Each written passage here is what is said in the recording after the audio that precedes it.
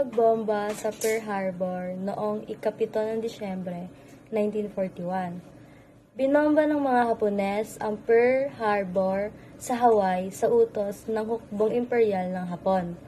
Malaki ang napinsala sa Amerika dahil ang lakas pandagat nito ay nasa Pearl Harbor. Ito ang naging hudyat ng ikalawang digmaan pandaigdig sa Pasipiko dahil sa ang Pilipinas ay nasa ilalim ng Amerika. Noon, nasangkot ang mga Pilipino sa digmaan.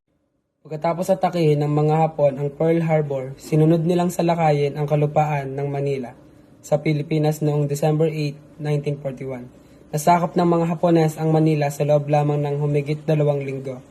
January 2, 1942 natapos ang pagsalakay ng Hapones sa Pilipinas sa kalupaan ng Manila.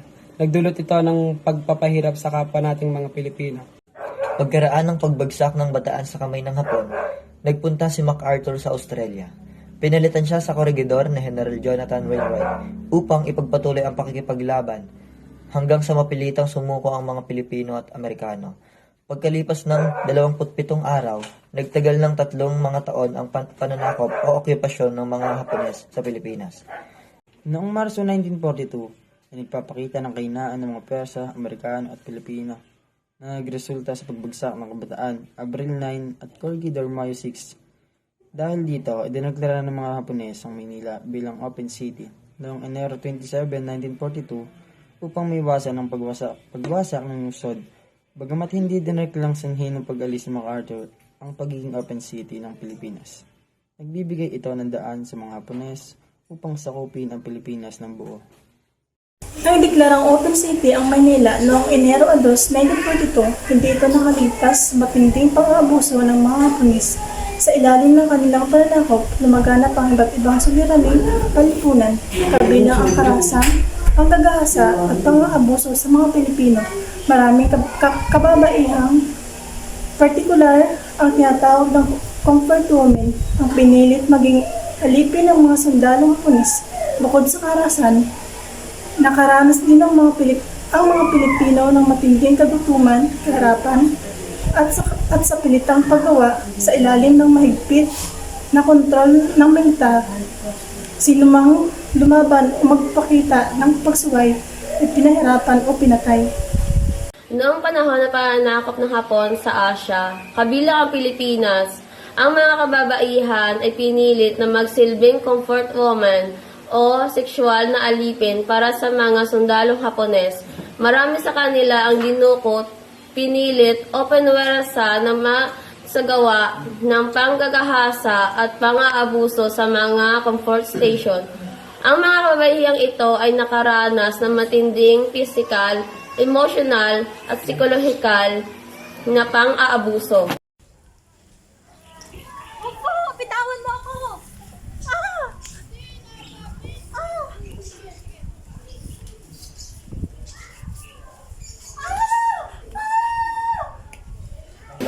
Sa kabila ng pagsubok na ito, ang mga kwento ng Comfort Woman ay patuloy na isang mahalagang bahagi ng kasaysayan na nagsilbing paalala ng mga kahindik-hindik na krimen sa digmaan at mga pangangailangan para sa katarungan at pagpapatawad.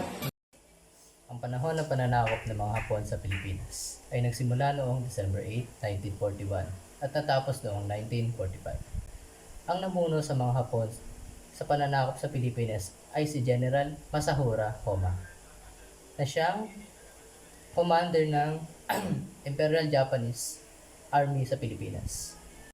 Siya ang pangunahing commander ng mga pwersang Hapones na sumalakay sa Pilipinas noong Disyembre 1941 at siyang responsable sa pagsuko ng Bataan noong April 9, 1942 na humantong sa Bataan Death March.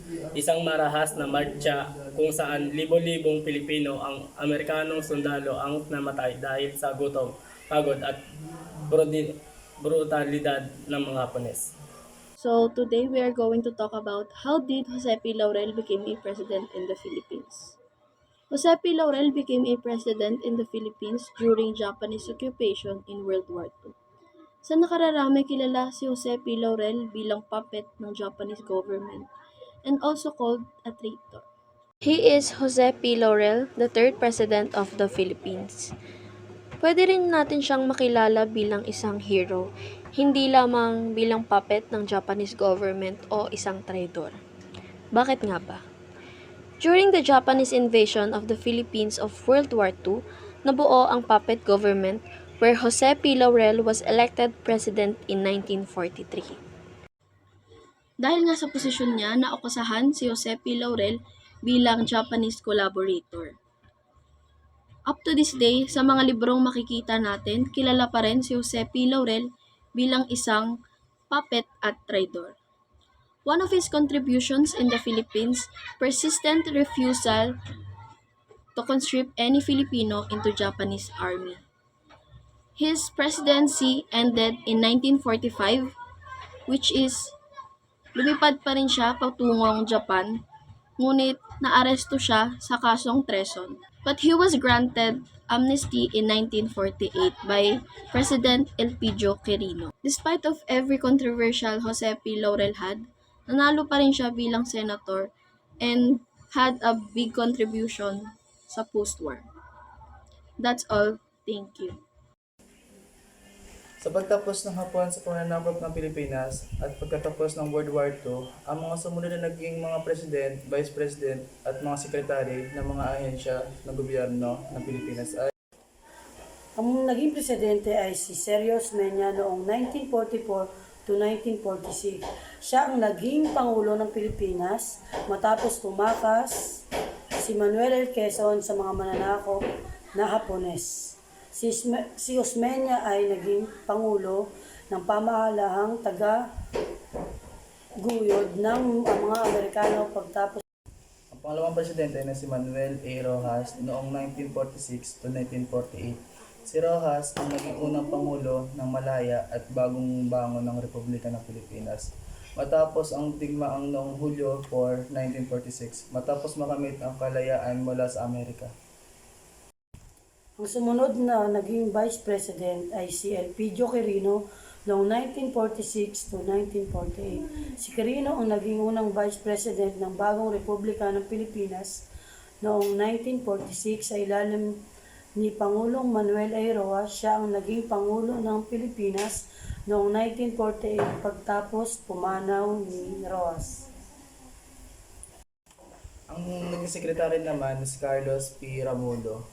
Si Romulo ay naging sekretary na ugnayang panlabas na tinatawag na DFA or tinatawag na Department Foreign Affairs ng Pilipinas noong panahon ni Manuel A. Rojas. At siya rin ang naging prohibiting diploma ng bansa. Sila ang mga naging pangunahing leader ng bansa na nagsikap upang muling itaguyod ang Pilipinas pagkatapos ng mahirap na panahon ng digmaan at pananakop ng mga Hapon. Noong Oktubre 20, 1942, bumalik si General Douglas MacArthur sa Leyte kasabay ng pagsisimula ng pangangampanya sa Pilipinas laban sa pananakop ng mga Hapones. Tinupad niya ang pangako I shall return nang binintawan niya noong 1942. Matapos umatras sa Australia, ang pagbabalik niya ay mahalaga sa pagpapalaya ng bansa mula sa mga Hapones.